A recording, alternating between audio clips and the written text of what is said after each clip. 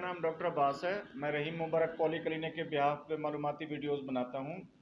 आज हम डिस्कस करने जा रहे हैं कि हमें इस हॉट एंड ह्यूमिड वेदर में पानी कितना इस्तेमाल करना चाहिए।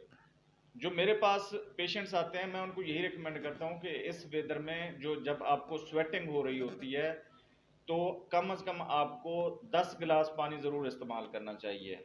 अगर उस 10 गिलास को मेजर करें तो 2.5 लीटर बनते हैं।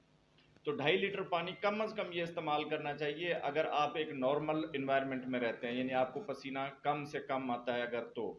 अगर आप बाहर के इन्वायरमेंट में काम करते हैं, जैसे धूप में काम करते हैं या भाग दौड़ वाला काम करते हैं, तो फिर पानी की मिकदार को आप बढ़ा दें, यानी कम से कम भी उसको 3 लीटर तक ज़रूर कर दें।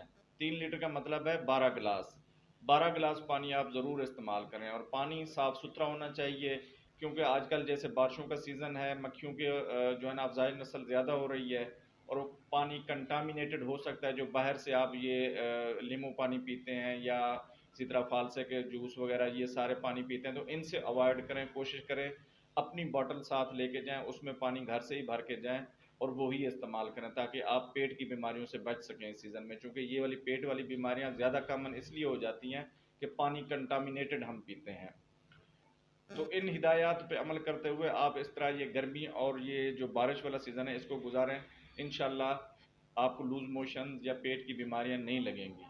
उम्मीद है ये मालूमाती वीडियो पसंद आई होगी। हमारे चैनल को लाइक, सब्सक्राइब और दोस्तों के साथ शेयर ज़रूर कीजिएगा। शुक्रिया।